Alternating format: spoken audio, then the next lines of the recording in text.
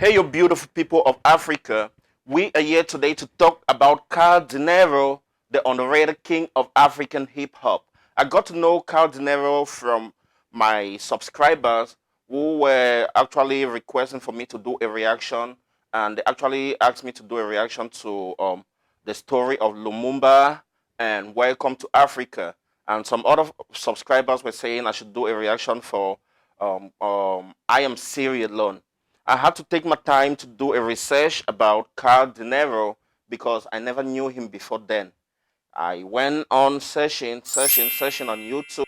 I had to thoroughly listen to Welcome to Africa and Lumumba. Those two songs in particular actually got my attention. And this is the reason why I'm here with this video to tell you all Kao Denero is actually super talented, and I will rate him as one of the best rappers in Africa of recent times. So before we go into that, I would like to let you all know music, just like are words are the language of reason. Music is the language of feeling and passion. In fact, music is the food of the soul. If music be the food of the soul, what have you been feeding your soul with? We have a lot of rappers in Africa. Some are fanciful. They go out there, they talk about money, they rap about beaches, they rap about lifestyle. They can actually paint a woman with words in the lyrics and the rap songs. They would describe everything about women from their hair right up to their ass and their toes. They're pretty good like that. And they are good in their own genre and whatever they are doing. But for some of us who are out there in search of consciousness and we are on a path to awaken and to actually get to know our roots and everything about Africa, we'll definitely go with rappers who are pretty much conscious, putting out conscious music for us to consume. And that's what Kao Denero has been doing. A lot of people would say Kao Denero only gets to release diss tracks. Yeah. Even Tupac, the greatest rapper of all time, he still gets credit to be the producer of the greatest diss track of all time. We know of the diss track where he diss Biggie. Right up to today, that's the biggest diss track of all time. So for a rapper to produce diss tracks, that's not a way to discredit him in any way. It doesn't take anything from him. Rappers should be versatile. They should be able to rap about anything, any topic. That's what makes them rapper. They can brag about themselves. They can say they are the best and all of that. That still wouldn't take anything from them. But we should be looking at the things they put out there that actually adds to their glory. For a rapper to be able to rap about women and also put out these tracks and is also equally able to give us conscious music, that's everything. That's everything. And Kao Denero is one of such rappers in Africa. When you get to listen to the story of Lumumba, you get to listen to Welcome to Africa without any precondition, because a lot of people go to listen to his songs. They've already preconditioned their minds like, oh, he's only good at dissing and all of that. Go and listen with an open mind and come back and tell me if Kao Denero is not one of the best rappers of all times from Africa. Now, let's get into some history, the origin of rap and all of that. Now, rap actually started and originated in Africa from the griots. Who are the griots? The griots were like historians, they were poets, they were composers. They always be around the kings and nobles in pre-colonial Africa. They had this some sort of drum with a little stick. They'll be hitting the drum while passing oral history down to the next generation.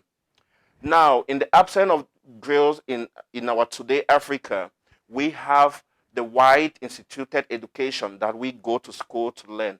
And for you to only be educated in the four corners of a classroom, I tell you, you're still very much uneducated. Yeah, because The colonialists only come to tell you what they want you to know.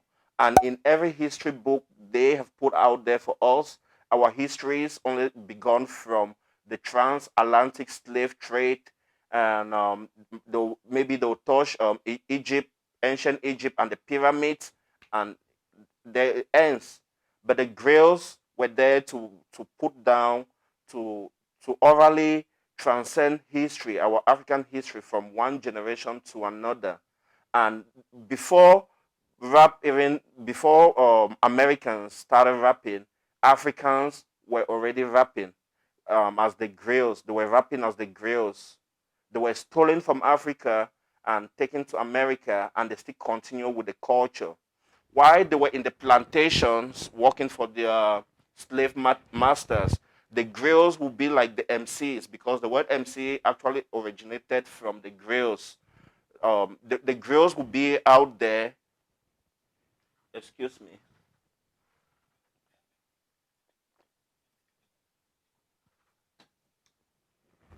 The griots were the leaders. They would just stand out in the plantation and they'll be chanting, boasting up the morals of the other slaves. Why they'll be chanting, the majority of slaves and other people will be repeating after them. That's where the word MC came from the griots, right? So the griots, the roots of rap can be traced back to post-colonial West Africa and the griot tradition. It can be argued that Africans have been rapping long before we were stolen and taken to America. In fact, Africa Babata calls the rapper a postmodern griot. The griot tradition is pivotal to empowering African communities and African diaspora. We live in a white supremacist world where the narrative of African people are heavily misconstrued and narrowly represented. From the education system to the media, there is a racist consensus that Africa is very savage, dependent, homogeneous place with no history unless it is linked with transatlantic slave trade or the ancient Egyptians and the pyramids. Right? What that's just what I said before.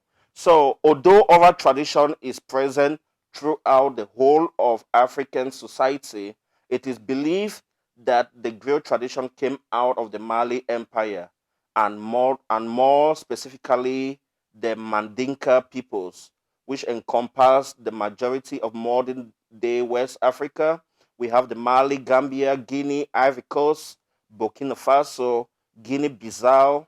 We have Mauritania, Senegal, Sierra Leone, and Liberia. Right?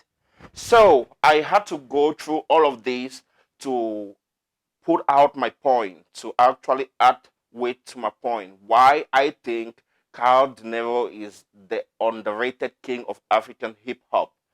Now, as a griot, that's the first point. He's a griot of today. He's a modern day griot, a rapper who can actually put down history, the history of Africans in his lyrics. Example of such work from him, Lumumba, the story of Lumumba. When you get into that video, you see him like he narrates everything that transpired with Patrice Lumumba intelligently as a rapper. That makes him a griot. We don't get a lot of rappers today who can intelligently tell us our history through their lyrics. Most rappers who only want to rap about bitches, asses, money, and all of those things that they do not really count. The Bible says, "My people perish for lack of knowledge." If we can get a rapper who can intelligently tell us about our history and everything, like things like that, we should give them credit for that. And there are not too many rappers out there who can actually do this. So that's one of the reasons why I am here to tell you all, Carl Dinero is actually an underrated king of African hip hop. He has it in him. He can intelligently narrate African history without breaking a sweat, easily. It's not all about the diss tracks. He doesn't only sing about women and some the other songs I listened from him. He sang about how God made a woman perfect. He was so intelligent in that, in a way to capture the mind of the listener. Music is the food of the soul. And we know of King David, he only had to play his harp to send out evil spirit from King Saul. So the kind of music you listen to, especially rap music, they actually get to either um, empower you, or they put your mindset down in some sort of manacles, right? Yeah, so we have a lot of points to talk. I don't want to make this part one very long. I'll end with the part one right now. And if we get a lot of likes on this video and a lot of subscribers, I'll be dropping the part two anytime soon. Thank you.